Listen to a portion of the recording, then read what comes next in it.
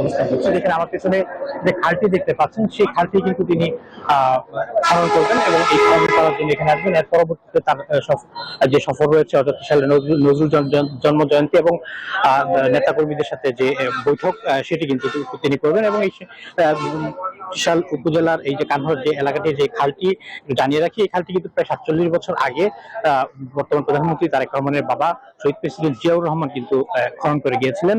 আমরা বয়োবৃদ্ধ যারা আছেন তাদের সাথে কথা বলেছি, তারা ওই বয়সে অর্থাৎ যুবক বয়সে তারা প্রায় বর্তমান প্রধানমন্ত্রীর বাবাকে দেখেছেন এবং তারা এখন এই বর্তমান সময় প্রধানমন্ত্রীকে দেখবেন এবং এ নিয়েই কিন্তু আসলে তাদের মধ্যে অনেক উৎসুক রয়েছে কিছু প্রতিশ্রুতি বাস্তবায়ন করার ঘোষণাও তারা আশা করছেন। সেই সাথে আমি যদি বলি এই সময়ের যে প্রধানমন্ত্রী আছেন তাকে ঘিরে কিন্তু আসলে ত্রিশালে একটি সাজসাজ রব কিন্তু তৈরি হয়েছে এবং দলীয় নেতাকর্মীদের মধ্যেও কিন্তু একটি অন্যরকম উৎসাহ উদ্দীপনা বিরাজ করছে। সেই সাথে প্রোগ্রামের অর্থাৎ প্রধানমন্ত্রীকে ঘিরে যে অনুষ্ঠান আয়োজন করা হয়েছে সেই আয়োজনকে ঘিরে প্রায় 3টি জায়গা তিনি সফর করবেন এবং এই 3টি জায়গায় কিন্তু সব সাজসাজ একটি রব আছে।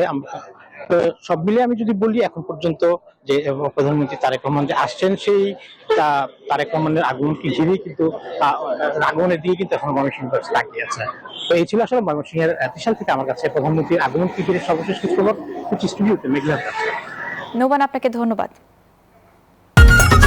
ঈদ লাগছে মনে, খুশির জোয়ার সবখানে, আর ঈদ লাগছে মনে, বিকাশ পেমেন্ট সবখানে।